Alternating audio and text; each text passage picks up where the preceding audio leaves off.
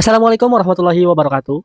Perkenalkan nama saya Muhammad Ilham Fadilah, asal dari UT Banjarmasin, jurusan Ilmu Komunikasi. NIM saya 0507171553. Di kesempatan ini saya akan menjawab dari soal tugas satu ini. Oke, jadi saya akan menjelaskan dari soal yang pertama. Dalam logika dan filsafat, term adalah satuan dasar dalam sebuah proposisi yang mewakili objek, konsep atau ide. Term terbagi menjadi beberapa jenis. Berikut adalah 3 macam term beserta penjelasan dan contohnya. Yang pertama, term konkret dan abstrak. Term konkret menunjukkan pada hal-hal yang dapat ditangkap oleh panca indera atau nyata dalam kenyataan. Contoh, kayak meja, gunung, buku, kan bisa dilihat dengan mata, dengan panca indera. Term abstrak merujuk pada hal-hal yang tidak bisa dilihat secara langsung. Biasanya berupa konsep atau ide. Contohnya, keadilan, cinta, dan keberanian. Yang kedua, term umum dan term khusus. Jadi, term umum atau generik mengacu pada kelompok atau kelas objek. Contohnya, manusia atau mewakili semua manusia, hewan, dan kendaraan. Nah, itu contohnya. Untuk term khusus, menunjuk pada individu atau anggota dari kelompok tersebut. Contohnya, Socrates, Toyota, Avanza, Budi. Nah, itu salah satu contohnya. Dan yang ketiga, term positif dan negatif.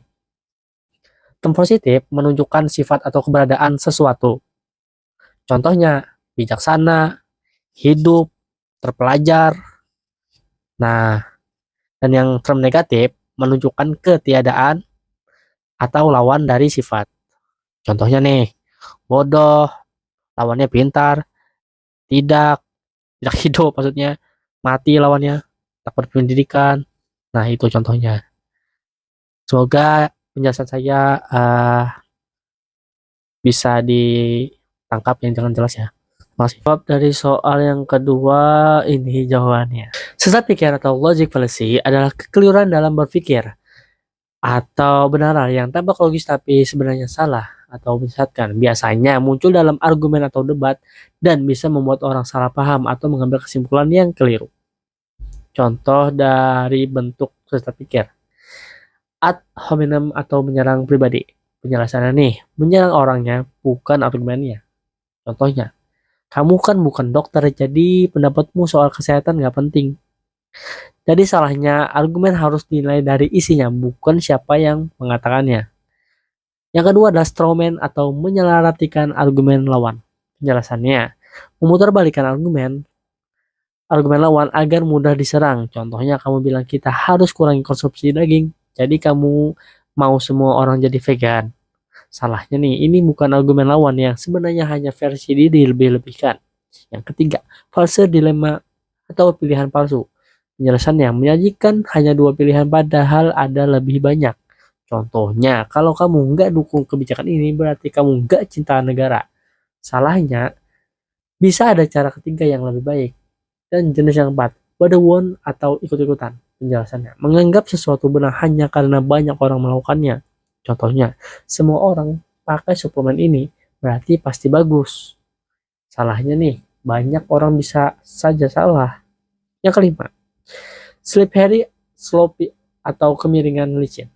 Penjelasannya, menganggap satu hal kecil akan menyebabkan bencana besar tanpa bukti kuat. Contohnya, kalau kita izinkan siswa pakai HP di kelas, nanti mereka bakal malas belajar lalu gagal sekolah.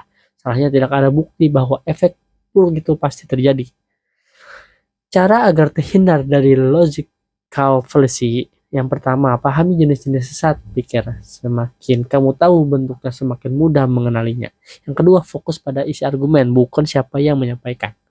Yang ketiga, minta atau sediakan bukti yang jelas dan relevan. Yang keempat, hindari emosi saat berdiskusi, gunakan logika. Yang kelima, berlatih berpikir kritis dan terbuka terhadap pendapat yang berbeda. Mungkin itu saja jawaban dari saya. Salah hilang mohon maaf. Semoga bermanfaat. Terima kasih untuk Bapak Ibu Tuton yang memberikan tugas ini. Assalamualaikum warahmatullahi wabarakatuh.